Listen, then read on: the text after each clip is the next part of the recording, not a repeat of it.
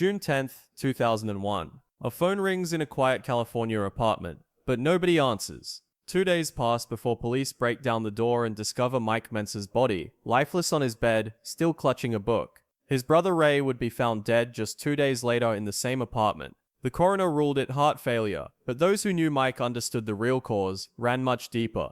The bitterness, the rage, the wars he fought against an industry that refused to crown him king. Mike Mentzer didn't just lose competitions. He declared war on bodybuilding's biggest names, called out the entire IFBB establishment, and walked away from millions because he refused to play their game. Some called him a genius ahead of his time. Others labeled him paranoid, unstable, a man who couldn't accept defeat. But here's what nobody disputes. The feuds that defined his career didn't just cost him titles, they consumed him completely.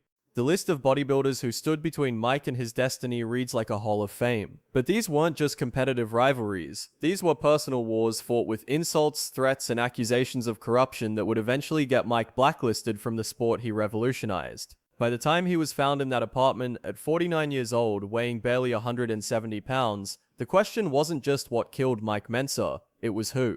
Frank Zane, The Aesthetic Battle, 1979, Mr. Olympia. This was supposed to be Mike Mentzer's coronation, the moment when science and intensity finally dethroned aesthetics and volume, the moment when a new era began. Mike walked on stage at around 225 pounds of dense striated muscle. His conditioning was absolutely unreal, every muscle fiber visible, separation between muscle groups so deep you could see shadows. His back looked like a topographical map. His arms peaked higher than anyone in the heavyweight class, and then the scores came in. 300 points, perfect 10s across the board from every single judge. The first perfect score in Mr. Olympia history. The crowd gave him a standing ovation. This was it. The overall title was his. All he had to do was beat the lighter weight classes in the final comparison. Frank Zane stepped out for the overall, defending champion, three-time winner, the thinking man's original bodybuilder before Mike came along. But where Mike brought mass and density, Frank brought flow and proportion. He weighed maybe 185 pounds, looking like a Greek statue come to life. Broad shoulders tapering to a tiny waist. Every muscle group balanced perfectly with every other. Classical beauty versus modern density. The old guard versus the revolution. The judges gave it to Frank. Mike Mentzer, with his perfect heavyweight score, lost the overall to a man who weighed 40 pounds less. The decision made sense by traditional bodybuilding standards. Frank had better proportions, better flow, better stage presence. But Mike didn't care about traditional standards. He'd just proven scientifically that his physique was flawless. The numbers said so. The scores confirmed it. And yet aesthetics beat data. Philosophy beat proof.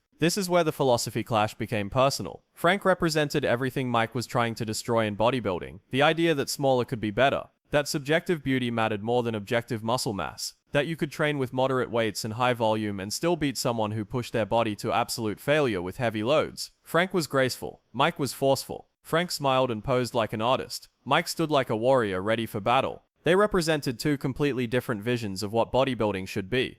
Mike didn't explode after that loss. He didn't charge anyone or make a scene, but people close to him said something changed. The perfect score that should have guaranteed victory suddenly meant nothing when placed next to someone with better proportions. Mike had followed his system religiously. He'd done everything right according to his scientific principles, and the sport told him it wasn't enough. That politics and aesthetics would always beat pure muscle and intensity. Frank Zane wasn't Mike's enemy the way Arnold became his enemy. Frank didn't insult him or rig anything against him, but Frank represented the old way, the traditional path that Mike spent his entire career trying to prove wrong. Every time Frank won, it validated volume training over heavy duty. It validated aesthetics over mass. It validated everything Mike was fighting against. And when you're building your entire identity around being the intellectual revolutionary who's going to change the sport forever, losing to the establishment cuts deeper than any insult ever could. The judges planted seeds that night in Columbus. Seeds of doubt, seeds of bitterness, seeds of the idea that maybe the sport wasn't about who had the best physique after all. Maybe it was about who played the game better, who fit the mold, who made the judges comfortable. Mike Mentzer would spend the next year trying to prove them wrong. And when he walked into Sydney in 1980, those seeds had grown into something dark and consuming, something that would eventually destroy him from the inside out.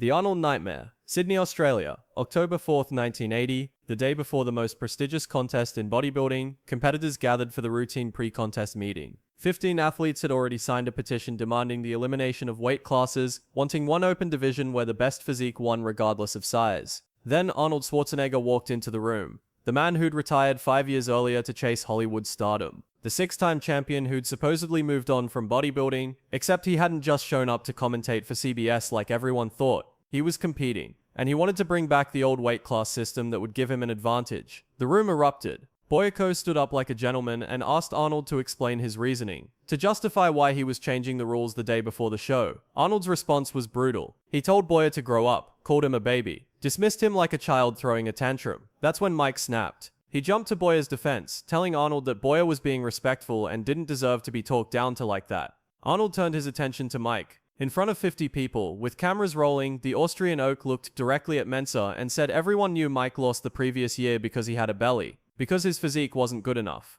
because he was flawed. Mike Mentzer charged. He ran straight at Arnold Schwarzenegger, and according to Mike, the legend actually sat down in fear. Arnold retreated to a corner while Mike stood over him, finger wagging in his face, telling him that his behavior was reprehensible, that Arnold was the one who needed to grow up, not Boyer. The iconic photograph of that moment shows Mike hovering over a seated Arnold, and you can see it in Mike's face. Pure rage. This wasn't just competition anymore. This was personal. But the nightmare was just beginning. The next day, Arnold stepped on stage at the Sydney Opera House in conditioning that shocked everyone who saw it. He was smooth, watery. His legs lacked definition. He'd allegedly taken cortisone shots for a shoulder injury that made him retain fluid and threw off his chemistry. Frank Zane, the defending champion, looked shredded but smaller than usual after recovering from a serious injury. Mike came in with impressive size but wasn't quite as polished as his perfect 1979 form. Chris Dickerson brought incredible symmetry. Boyko packed dense muscle. This should have been the most competitive Olympia in history, a true battle between multiple champions and rising stars. Arnold won. The judges placed him first with 295 points. The crowd inside the Sydney Opera House didn't just disagree. 40% of the 2,000 people in attendance booed. They booed Arnold Schwarzenegger, the most famous bodybuilder on the planet, the man who'd brought mainstream attention to the sport. Chris Dickerson jumped off stage screaming he couldn't believe it. CBS Sports, who'd paid for broadcast rights and filmed the entire event, refused to air it when they returned to the United States. They thought the contest was rigged. That favoritism had destroyed the integrity of the competition. The network walked away from bodybuilding entirely. Mike Mentzer finished 5th. Not 4th where he was tied in points with Boyko, but 5th, because somehow the judges decided Boyer deserved the higher placement in the tie. Mike had trained for a year. He'd perfected his heavy-duty system. He'd come back specifically to prove his scientific approach could beat Arnold's outdated methods. And he'd been buried by politics, by judges who were Arnold's personal friends, by a system that valued celebrity over physique. The next day, Mike Mentzer announced his retirement from competitive bodybuilding. At 30 years old, with arguably the best physique in the world, he walked away forever. Here's what people don't talk about. It wasn't just losing that destroyed Mike. It was the fact that he knew he was right. 4 out of 7 judges had close personal ties to Arnold. The scoring made no logical sense based on conditioning. CBS refused to air the footage because even they could see the corruption. Mike didn't lose because Arnold was better. He lost because Arnold was Arnold, and in bodybuilding that was all that mattered. The intellectual warrior who believed in objective standards and scientific truth had just learned that neither of those things existed in his sport. Years later, Arnold would eventually call Mike to reconcile. But in that moment, standing backstage in Sydney, watching Arnold hoist another Sandow trophy he didn't earn, Mike Mentzer's heart turned to stone. The bitterness that Tom Platz said eventually killed him started right there, in the shadow of the Sydney Opera House, watching a stolen watch gleam under the stage lights.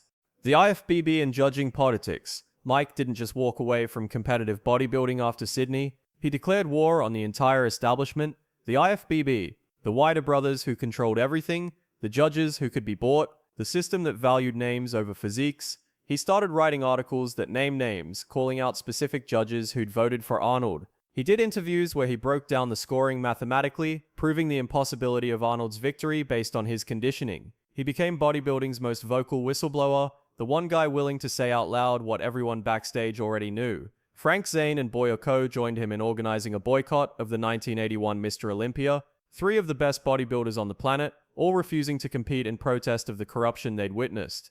They encouraged other top competitors to join them, to stand together and force the IFBB to clean up their act. Some listened, most didn't. Because here's the reality of standing up to the establishment. When you're not competing, someone else is winning your money, taking your magazine covers, building the career you're sacrificing for principles. The IFBB tried to save face. They announced changes to the judging system, new scoring methods, different ways of selecting judges. all designed to look like reform while changing absolutely nothing about who controlled the outcomes. And then Franco Columbu, Arnold's best friend and training partner, announced he was making a comeback at the 1981 Olympia. The same Franco who'd been out of competition for years after a devastating knee injury. The same Franco who'd helped Arnold train for the 1980 comeback. This wasn't coincidence, this was a message. Columbus, Ohio, October 10th, 1981. The contest that Mike, Frank, and Boyer boycotted turned into an even bigger disaster than Sydney. Franco came in with massive upper body development, but virtually non-existent legs compared to elite standards. Tom Platz brought the most legendary quad development in bodybuilding history. Chris Dickerson was shredded to the bone with perfect symmetry.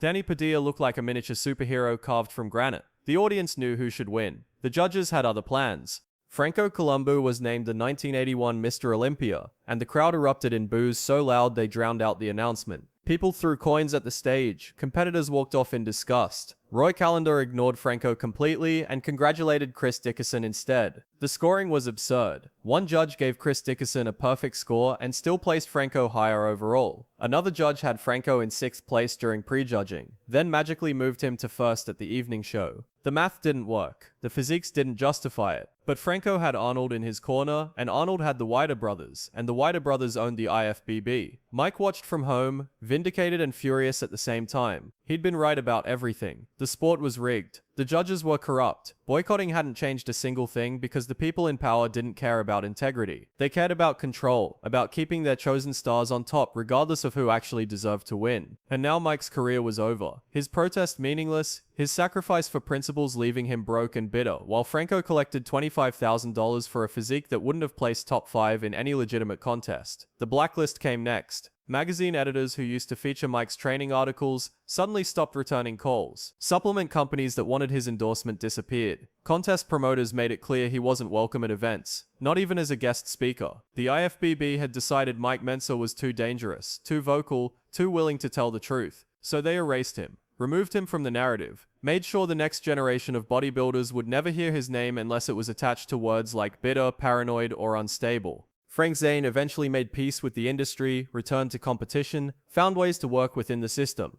Boyko did the same, carving out opportunities where he could. But Mike couldn't do it. His entire identity was built on being right, on intellectual superiority, on proving that science and truth mattered more than politics. Compromising meant admitting he'd been wrong to fight in the first place, admitting that maybe playing the game was smarter than declaring war on it. Mike would rather destroy himself than admit that. The IFBB wasn't a person Mike could fight. It was an organization, a system, a machine designed to protect itself. But machines are run by people, and Mike had made enemies of every single person who mattered. The judges who voted against him, the Widers who controlled access to the sport, Arnold and Franco who represented everything corrupt about competitive bodybuilding. And most dangerous of all, he'd made an enemy of himself. Because once you decide the entire world is rigged against you, once you burn every bridge and alienate every ally, you're not fighting the establishment anymore. You're fighting your own irrelevance.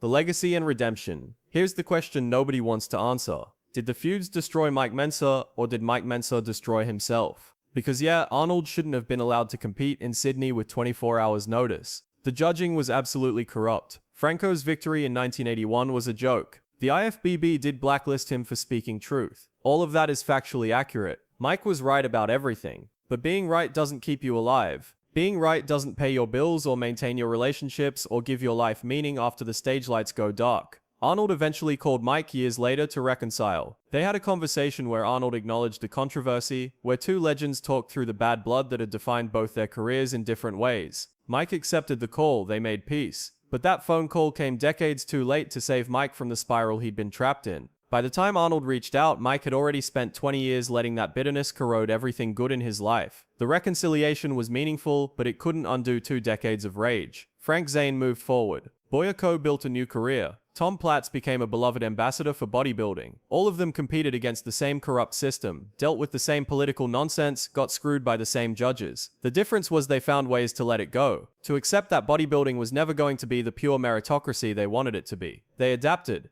They compromised. They survived. Mike couldn't do any of those things because his entire identity was built on being intellectually superior to everyone else. Admitting he needed to change meant admitting he'd been wrong, and Mike Mentzer was never wrong, even when being right was killing him. But here's what Mike would never live to see. His heavy-duty training system, the philosophy everyone mocked in the 1970s and 1980s, became the foundation for how millions of people train today. Dorian Yates, one of the greatest bodybuilders in history, used Mike's principles to win 6 consecutive Mr. Olympia titles. Dorian openly credited Mike as his mentor, said heavy duty changed his entire approach to training. When Dorian dominated the 1990s with dense, grainy muscle that looked carved from stone, that was Mike's legacy, walking on stage and winning everything Mike never could. The science caught up to Mike's ideas. Modern research on training volume, intensity, recovery, and central nervous system fatigue proved Mike had been right all along. The bodybuilders grinding out 30-set workouts were overtraining. Brief, intense sessions to absolute failure with adequate rest produced better results for most people. The intellectual revolutionary who got laughed at for suggesting you could build muscle with 3 workouts per week instead of 6 became the guy everyone references when they talk about training efficiency. Mike's ideas didn't just survive him, they conquered the sport that rejected him. Thousands of trainers now teach heavy-duty principles without even knowing where they came from. Fitness YouTubers make videos about Mike's philosophy and get millions of views. His training manuals sell better now than they did when he was alive. The bodybuilding world that erased him in the 1980s now treats him like a visionary, a martyr, a genius who was too far ahead of his time, which is exactly what Mike always believed he was, except he never got to experience the validation. He died thinking he'd failed, not knowing he'd actually won the long game.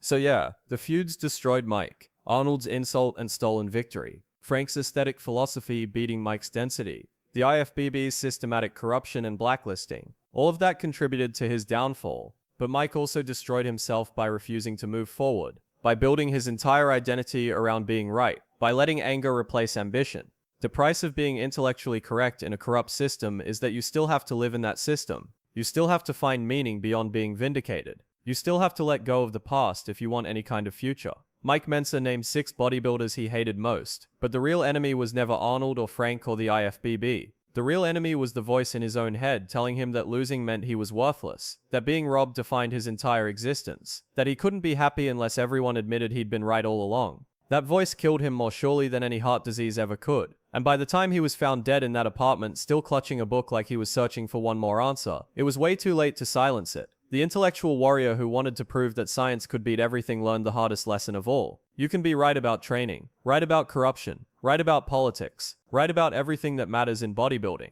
But if you can't figure out how to be happy in a world that doesn't care about being right, then what exactly did you win?